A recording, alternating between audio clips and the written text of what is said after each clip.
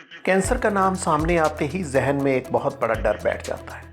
कई बार तो इंसान इस बीमारी का नाम सुनते ही अपनी मौत को भी करीब से देखने लग जाता है। कैंसर के नाम पर कई हजारों करोड़ रुपए का नेटवर्क चल रहा है। इस संदर्भ में डॉक्टर विश्वरूप राय चौधरी ने बहुत बड़ा खुलासा किया। क्या है वह खुलासा और कैंसर को वो किस रूप में देख रहे हैं, आइए जानते हैं डॉक्टर चौधरी से। WHO के लेटेस्ट रिपोर्ट सितंबर 2018 की रिपोर्ट का अगर हम माने तो हर 6 में से 1 डेथ का कारण है कैंसर। हो सकता है इस वक्त आपके घर में भी कोई ना कोई कैंसर से जूझ रहा हो, कैंसर से पीड़ित हो। कैंसर क्यों होता है, कैंसर को प्रिवेंट कैसे किया जाए, अगर कैंसर हो ही गया तो उससे पीछा कैसे छुड़ाया जाए, हाउ टू क्योर कैंसर। इस तरह से आपके दिमाग में हजारों सवाल होंगे। आपको जानकर हैरानी होगी 3 ऐसे घरेलू नुस्खे हैं जिनको नोबेल प्राइज मिल चुका है अलग अलग समय पे, जिनकी मदद से कैंसर से आप आज़ादी पा सकते हैं, कैंसर को क्योर कर सकते हैं। I welcome you to this video mathematics of cancer cure. इस वीडियो में मैं आपको बताऊंगा कैंसर क्या है, उसे प्रिवेंट कैसे कर सकते हैं, और अगर कैंसर हो ही गया how you can cure it with the help of 3 Nobel prize winning science और Nobel prize winning science which you can practice at home. तो उसके लिए मैं मदद लूंगा चेस बोर्ड का। चेस बोर्ड, इसका आविष्कार हुआ था करीब 1500 साल पहले और आविष्कारक का नाम है सेसिया, एक विद्वान, भारत के बहुत बड़े विद्वान। उनके आविष्कार से खुश होकर राजा ने उनसे पूछा, मांगो, इस आविष्कार के बदले में क्या मांगते हो। सेसिया ने बड़े ही चालाकी से बोला, मुझे सिर्फ गेहूं के कुछ दाने चाहिए। राजा ने बोला, कितने दाने चाहिए। सेसिया ने बोला कि मेरे चेस बोर्ड में 64 स्क्वायर से 64 खाने हैं, हर खाने में दाने रखे जाए। पहले खाने पे एक दाना, अगले खाने पे उससे डबल यानी कि 2 दाने, तीसरे खाने पे उसका भी डबल यानी कि 4 दाने। इस तरह से अगले 64 डेज तक हर दिन एक खाने में डबल डबल दाने रखते जाए। That's what I need.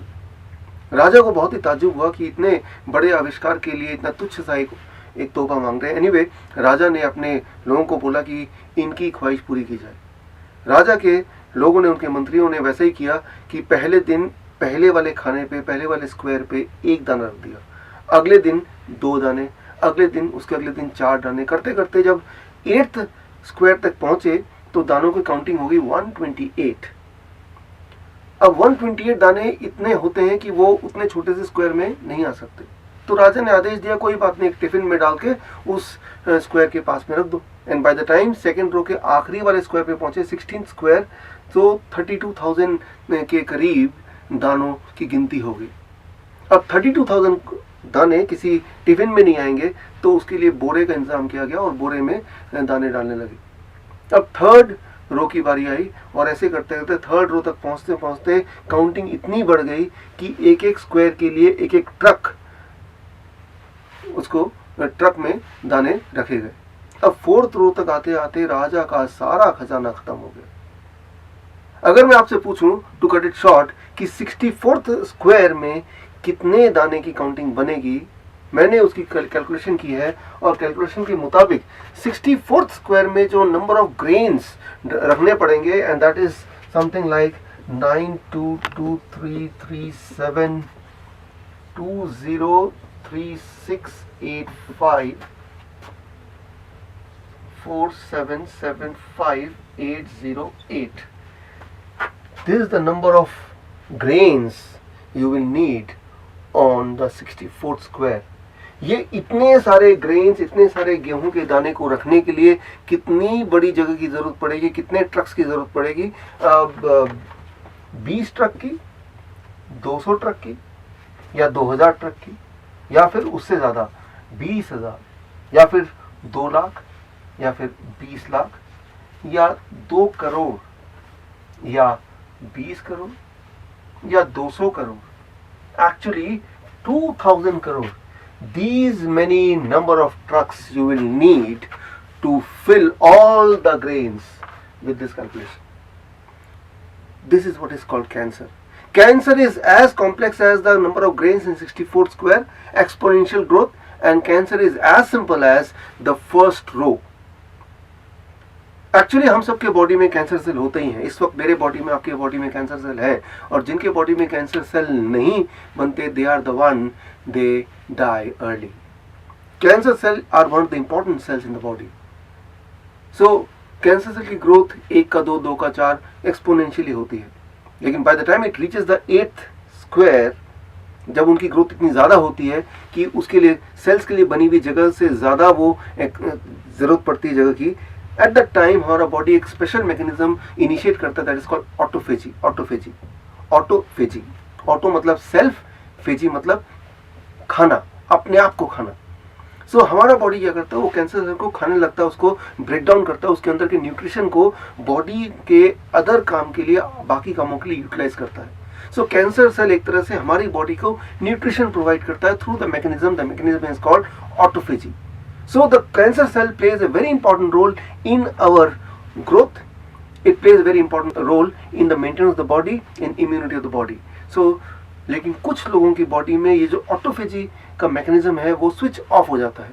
इसका मतलब वो जो ग्रोथ है वो पहले रो से दूसरे रो, तीसरे रो ग्रोथ बढ़ता ही जाता है, and that is what is called stage 1 cancer. The second row that can represent stage 1, right, और स्टेज 2, जबकि कैंसर सेल यानी कि ट्यूमर बढ़ रहा है लेकिन अभी एक ही जगह तक सीमित है, दैट इज स्टेज 1 और 2। स्टेज 3 एंड स्टेज 4 क्या होता है कि वो सेल्स इतने बढ़ गए कि वो जगह और काफ़ी नहीं हो रहा है, तो वो सेल्स बाकी पूरे बॉडी में कैंसर सेल फैलने लगे, that is called stage 3 and stage 4। Just like कि वो चेस बोर्ड में जो थर्ड रो था, जो फोर्थ रो था, वो स्टेज 3 और स्टेज 4 को रिप्रेजेंट कर सकते हैं। पूरे बॉडी में कैंसर सेल, पूरे बॉडी में जगह जगह पे tumours, that is what is cancer. So cancer can happen if the autophagy mechanism is switched off in the body. करीब 20% of the world population in their lifetime, sometime their autophagic mechanism gets switched off, and that is the time when they suffer from cancer or some of them die of cancer, right? कोई भी इंसान की मौत cancer से तभी हो सकती है जब कैंसर सेल बढ़ते जा रहे हैं और उसको रोकने के लिए जो मैकेनिज्म है बॉडी का वो बाई चांस स्विच्ड ऑफ है। Most of the people, what they do, they go for biopsy, they go for diagnosis like MRI, they go for CT scan, ultrasound, right? जब भी देखा कहीं ट्यूमरस ग्रोथ है तो सबसे पहले बॉडी हमें बताती है बाय गिविंग पेन, और उस पेन के बाद हम डॉक्टर के पास जाते हैं, डॉक्टर बोलता है डायग्नोस करना पड़ेगा। एक इंपॉर्टेंट बात मैं आपको बताता हूँ कि diagnosis causes cancer. Listen carefully, diagnosis causes cancer. एक बात तो तय है कि अगर आपको कहीं पेन हो रहा है तो हो सकता है कि वहाँ ट्यूमरस ग्रोथ हो, लेकिन हर ट्यूमर कैंसर में कन्वर्ट होगा ये श्योर नहीं है। कई बार ट्यूमर जब एक हद तक बढ़ जाता है तो बॉडी अचानक ऑटोफेजी को ऑन कर देता है और धीरे धीरे वो ट्यूमर हमारे बॉडी में अपने आप ही डिसॉल्व हो जाता है। जिस तरह से आपको पिंपल होते हैं तो पिंपल एक साइज में आने के बाद अपने आप डिसॉल्व हो जाता है, सिमिलरली बॉडी के अंदर भी सिस्ट है, ट्यूमर है, पॉलिप्स है, they grow and most of them they get dissolved on their own, right. So लेकिन कई बार हम में से कुछ लोग पैनिक होकर डॉक्टर के पास जाते हैं, that is called preventive checkup, और डॉक्टर उस ट्यूमर को देखता है। एक इंपॉर्टेंट बात, अगर आप ट्यूमरस ग्रोथ को छेड़ेंगे तो non cancerous cell can get convert into cancerous cell. I will give you one example to make you understand. अब देखिए, मैं ग्रेन्स का एग्जांपल लेता हूँ। ये मेरे हाथ में ग्रेन्स हैं और ये ज़्यादा हैं और मेरे हाथ उसको ठीक से उसको मैनेज नहीं कर पा रहे हैं, लेकिन अब अगर मैं ये ग्रेन्स की क्वालिटी क्या है ये इसको समझने के लिए मैं इसको छेड़ूं, और जैसे ही मैं इसको छेड़ूंगा इसमें से कुछ ग्रेन्स मैं निकालने की कोशिश करूंगा, that is what is called biopsy in the body, when the doctor tries to take out some cells to see what is the kind of cell, is it a cancerous or is it a malignant kind of cells or not. So जैसे ही मैं इसको छेड़ने के लिए कुछ grains को निकाल रहा हूँ तो what is happening, जैसे ही मैं कुछ ग्रेन निकाल रहा हूँ what is happening, बाकी जो ग्रेन्स हैं वो इधर उधर स्पिल ओवर हो रहे हैं, इधर उधर वो फैल रहे हैं, that is what is called cancer. Tumour और कैंसर सेल में फ़र्क क्या है कि जब सेल फैलने लगते हैं अलग अलग बॉडी की जगह पे, वो डिस्ट्रीब्यूट होने लगते हैं, दैट इज कॉल्ड कैंसरस, वो स्प्रेड होने लगते हैं। लेकिन स्प्रेड होने के लिए इंपॉर्टेंट है कि जब आप उसको छेड़ेंगे, राइट, उसे एक्सरे से छेड़ेंगे, उसे बायोप्सी से छेड़ेंगे, उस पर कट लगाएंगे, सर्जरी करेंगे, that what is cause, that is what is called cancer, a non-tumorous cell getting converted into tumorous cell.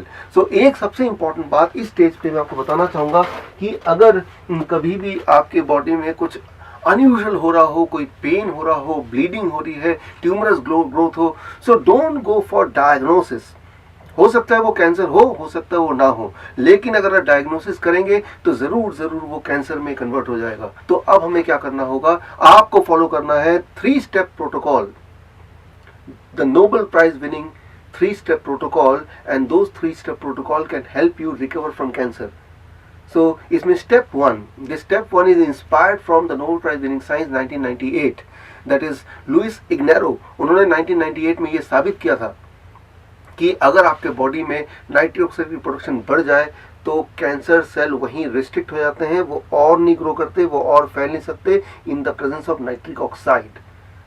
सो अब एक सवाल ये है कि हम क्या करें कि हमारी बॉडी में बहुत सारे नाइट्रिक ऑक्साइड प्रोड्यूस हो. बड़ा आसान उसका जवाब है, very easy answer, and that is you have to change the diet. I got the inspiration from a biggest ever study on nutrition and human disease connection. That study is called China study. दुनिया की सबसे बड़ी study human disease and nutrition के बीच का connection को understand करने के लिए उस स्टडी का नाम है चाइना स्टडी. इसको बेस बनाते हुए I created a diet, I call it a DIP diet. If you can be on DIP diet, the diet can help you produce immense amount of nitric oxide. और अगर आपकी body में nitric oxide की production बढ़ जाती है सो cancer cell वहीं restrict हो जाएंगे, वो और नहीं बढ़ेंगे. सो DIP डाइट क्या है? That is step 1 of the 3-step protocol, and this first step is, as I told you, is inspired from the Nobel prize winning science 1998. So the first step, the DIP diet. DIP diet 3 phases में. phase 1 till 12 noon you have to be only on fruits, 3 to 4 kind of fruits of your choice. किसी भी तरह का fruit जो कि आपको seasonally मिल रहा है, वो केला हो सकता है, आम हो सकता है, पपीता हो सकता है, सेब हो सकता है, any fruit, 3 to 4 fruits of your choice, and make it in accordance to your body weight. Let's say my body weight is 70 kg, 17 to 10, 700 grams or more of 3 to 4 kind of fruits, and that becomes your food till 12 noon. 12 बजे तक सिर्फ और सिर्फ आपको फल खाने हैं. कितना फल? आपके body weight into 10, that many grams. कौन से फल? जो भी फल आपको पसंद हो, जो भी फल आपको इजीली मिल रहा हो वो ले सकते हैं, लेकिन कुछ और नहीं खाना है. No bread, no biscuit, no chai, no roti, no पराठे. Only and only fruit, fruit and fruit. एक बार खाएं, 2 बार खाएं, 10 बार खाएं, बट खाना सिर्फ फ्रूट है 12 बजे तक. That is phase 1 of the DIP diet. phase 2, that is lunch and dinner. जब भी आप लंच एंड डिनर के लिए बैठेंगे, always sit with 2 plates, plate 1 and plate 2. plate 1 जो है that is vegetables. Choose any 3 to 4 kind of vegetable which you think you can eat in raw or which you think you can eat in steamed form. Tomato, cucumber, radish, carrot, किसी भी तरह का vegetable आपको choose करना है. ऐसे vegetable जो आप कच्चा खा सके या फिर थोड़ा बहुत स्टीम करके खा सके. सो ऐसे 3 to 4 kind of vegetable you have to choose. कितना लेना है, that is very important, according to your body weight. For example my body weight is 70 kg into 5, that is 350 grams of or more grams of 3 to 4 kind of vegetable in raw form. That become plate 1. plate 1 खाने के बाद ही you are allowed to have plate 2. plate 2 is your home cooked vegetarian food with less oil and less salt. जितना खाना चाहे उतना खा सकते हैं. That is what is lunch and dinner.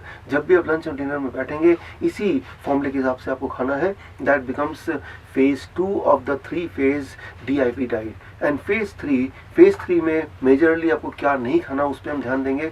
phase 3 is avoid only 2 kind of food. One is all kind of dairy, animal food and dairy products. I mean even dairy products are animal food. All kind of animal food you have to avoid. No chicken, no fish, no egg, and no dairy product. दूध, दही, मक्खन, घी, पनीर बिल्कुल छोड़ना है. And second thing you have to avoid is no packed and processed food, bread, biscuit, namkeen, even no chemical. For example, avoid all kind of medicine including the medicine for cholesterol, medicine for mild headache. इनको avoid करना है. No chemical inside your body. So that is the phase 3 of the 3-phase DIP diet. If you can do it, then the body will start producing good amount of nitric oxide, and that will restrict the further growth of the cancerous tumorous cells. And that is the step 1 of 3-step protocol. Step 2 is inspired from the Nobel Prize winning science, that is 1931 by Otto Warburg. Otto Warburg ने 1931 में ये साबित कर दिया था कि oxygen के presence में cancer cell cannot survive. In the presence of oxygen, cancer cell dies. जहाँ पे ऑक्सीजन नहीं होगा वहीं पे कैंसर सेल्स हो सकते हैं. कैंसर सेल्स और ऑक्सीजन दोनों एक साथ नहीं रह सकते. बड़ा सिंपल है, आपको कोशिश करनी है कि आपकी बॉडी के अंदर ज़्यादा तक ऑक्सीजन आप भेजें. How you can do it? Very simple.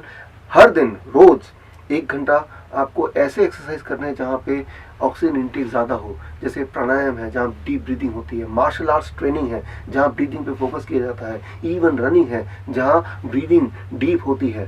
So deep breathing in the presence of sunlight for 1 hour every day can help you get more oxygen even to the extreme corner of the body, and if you can do it, that oxygen will ensure that cancer cell will start getting killed, and that is the step 2 of 3-step protocol. ये दूसरा step है of 3-step protocol.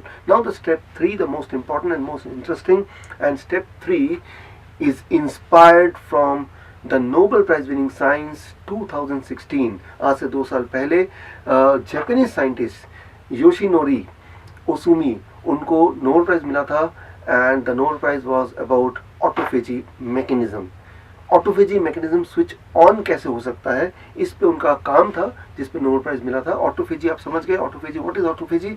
कि body के अंदर जो waste होता है, the cancer cells are also kind of waste, उस वेस्ट को बॉडी खुद ही रिसाइकिल करती है, अपने काम लगाती है. फॉर एग्जाम्पल, आपके पास ये न्यूज़पेपर है, आप न्यूज़पेपर पढ़ रहे हैं और पढ़ने के बाद ये आपके किसी काम करनी है शाम तक, आप क्या करते हैं, इसको फेंकते नहीं हैं, आप इसको रद्दी के रूप में इकट्ठा करते जाते हैं. और जब इकट्ठे करने की जगह और नहीं होती तो उसको बेच देते हैं, इसको सेल आउट कर देते हैं, और जो वो खरीदता है वो इसी अखबार को कन्वर्ट करता है इन सम अदर यूजेस, रीसाइक्लिंग. इसका वो नैपकिन बना देगा, इसका वो पेपर बैग बना देगा, या बहुत सारे और तरह से इसका यूटिलाइज करेगा. That is called recycling.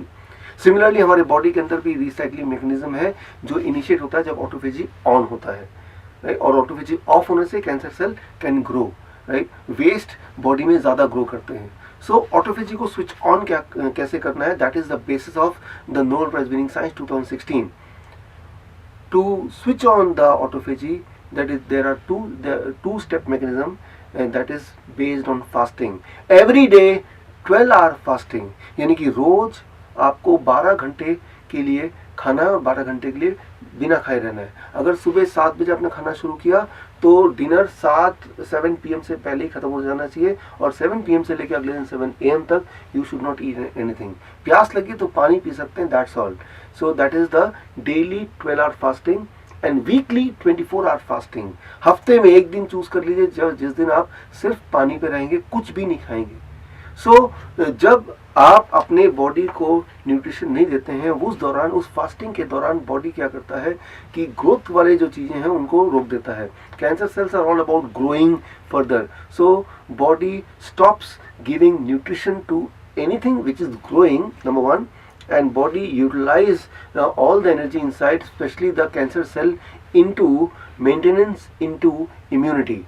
So that is something wonderful. यानी कि एक तरफ तो ग्रोथ रेस्ट्रिक्ट हो रहा है, दूसरी तरफ उसी कैंसर सेल को ब्रेक डाउन करके मेंटेनेंस और इम्यूनिटी के लिए यूज किया जा रहा है. That is what is called autophagy mechanism. So this becomes the third step of 3-step cancer cure protocol. So step 1, step 2 and step 3. Step 1 is basically the DIP diet, and step 2 that is basically getting oxygen inside through exercise and sunlight, and step 3, the most important, that is autophagy mechanism को reinitiate करना, that is by doing a daily 12-hour fasting and weekly once in a week 24-hour fasting. If you can do it for next 6 months, you can be out of the cancer. आप cancer से cure हो सकते हैं, ठीक हो सकते हैं. It takes about 6 months time to recover from stage 1 cancer, stage 2 cancer. लेकिन अगर आप stage 3 कैंसर के पेशेंट हैं, stage 4 कैंसर के पेशेंट हैं, तो आपको DIP डाइट को थोड़ा मॉडिफाई करना है. If you are a patient of stage 3, then you have to modify DIP diet. How to modify? Only 2 steps. Step 1, the plate 2, the cooked food which you are taking along with the raw food, the plate 2, दिन में 2 में से 1 बार ही लेना allowed है. Plate 2 अगर आपने lunch में ले लिया तो डिनर में नहीं लेंगे, और डिनर में ले लिया तो लंच में नहीं लेंगे. Only once in a day you can consume plate 2, number 1. Number 2, every day in lunch and dinner along with plate 1 add 3 to 4 kind of green leaves. 3 से 4 तरह के हरे पत्ते जो आप खा सकें. मूली के पत्ते, पुदीने के पत्ते, धनिया के पत्ते, पान के पत्ते, पालक के पत्ते, इतने सारे तरह के पत्ते हो तो उनमें से कोई भी 3-4 तरह के पत्ते ले लीजिए और ये पत्ते अपने खाने का पार्ट बनाइए, लंच का पार्ट बनाइए, डिनर का पार्ट बनाइए।